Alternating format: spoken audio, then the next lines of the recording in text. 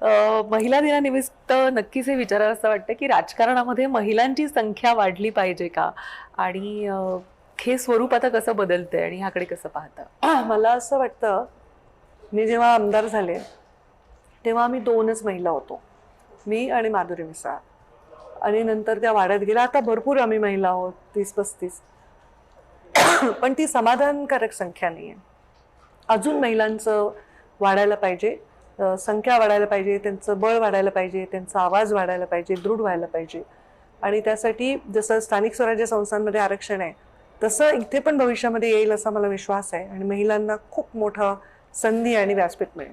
तुम्ही म्हणालात की ही संख्या पुरेशी नाहीये, अधिकाधिक महिला ह्या सक्रिय राजकारणात आल्या पाहिजेत आणि त्यांचं प्रेझेंटेशन हे विधान परिषद असो किंवा विधान भवन असो, विधानसभा असो, दोन्हीकडे दिसलं पाहिजे. पण पुरुषी वर्चस्व असलेलं हे राजकारण जे आहे, इथं आजही महिलांना आव्हानात्मक स्थिती असं वाटतं? हे पण महिलांना सर्व क्षेत्रात आव्हान आहे, आपण त्या पेलण्याची क्षमता त्यांच्यामध्ये आहे. जसं हे जे खास करून हे खातं जे आहे, हे खातं नाही, हे हा विभाग जो आहे किंवा हे क्षेत्र जे आहे, या क्षेत्रामध्ये खूप वेळ द्यावा लागतो. म्हणजे वेळ वेळ द्यावा लागतो, अवेळी प्रवास करावा लागतो. तर ते खूप चॅलेंजिंग आहे.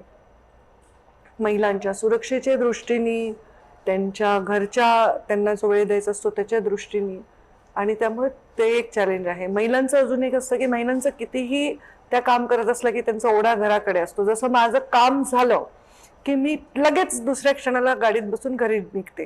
पण हे जे पुरुष मंडळी असते ते काम झाले तरी तिकडे थोडा वेळ बसतात, गप्पा मारतात, त्यांचा एक बॉन्ड तयार होतो. म्हणजे मीडियाशी पण त्यांचा बॉन्ड असतो, ते आपसात पण बॉन्ड असतो, विरोधी पक्षाशी बॉन्ड असतो. एक त्यांच्यामध्ये ते एक हेजिटन्स नसतो बोलताना किंवा एकमेकांशी बोलताना, ते मोकळेपणाने बोलतात. महिला मात्र बुकनी जातात की हे माझा नियम आहे, हे माझं काम आहे, ही माझा वेळ आहे.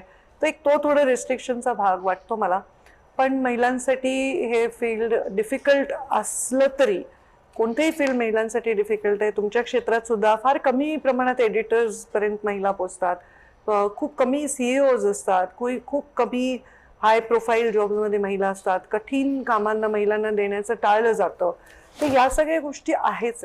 पण तरी जेव्हा महिलेला संधी मिळते ते सोनच करून दाखवते. आणि महिला आता सगळ्या क्षेत्रात आहेत आणि त्या कमिटमेंटनी करतात, ग्रेसनी करतात, आणि मेन म्हणजे एथिकली त्या जास्त ड्रिव्हन असतात.